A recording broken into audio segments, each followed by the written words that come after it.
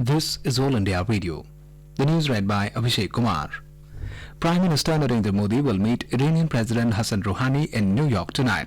He will also have meetings with Cyprus President Nikos Anastasiadis and Prime Minister of Greece Kyriakos Mitsotakis.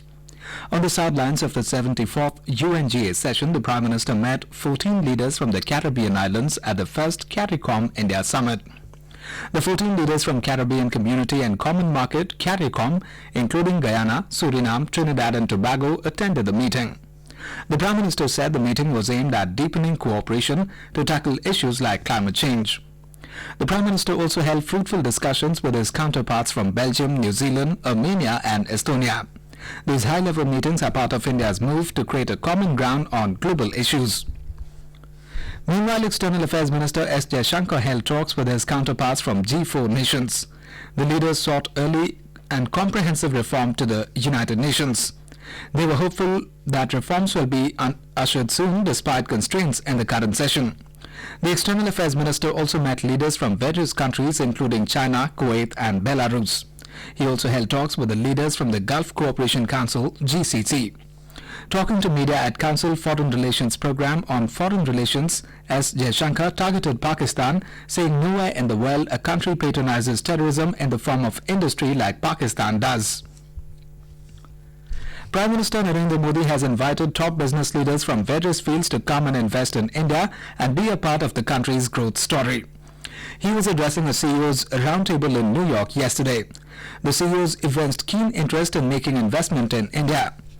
Briefing media presence in New York, Secretary, Department for Promotion of Industry and Internal Trade Guru Prasad Mohapatra said major players from IT, retail, food processing, power, aerospace and defense sector took part in the meeting. 15 CEOs presented their plans of investment, while 7 companies shared their ideas with the Prime Minister. Mr. Mohapatra said there was a lot of optimism and they spoke of significant investment plans in India. President Ramnath Kovind has said that Mahatma Gandhi's philosophy of truth and non-violence is useful for the whole world.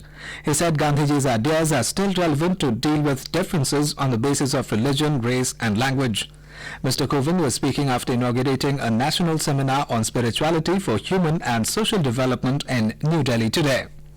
Stating that more than 65% of the country's population are youth, the President said there is a need to connect them with the thoughts of Mahatma Gandhi. Expressing concern over climate change, he called it the biggest change for humanity.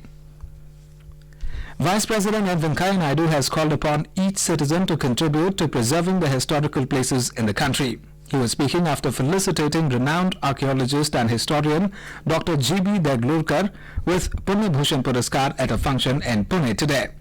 Mr. Naidu asserted that preservation of artifacts and monuments is not only the duty of the government but also the citizens.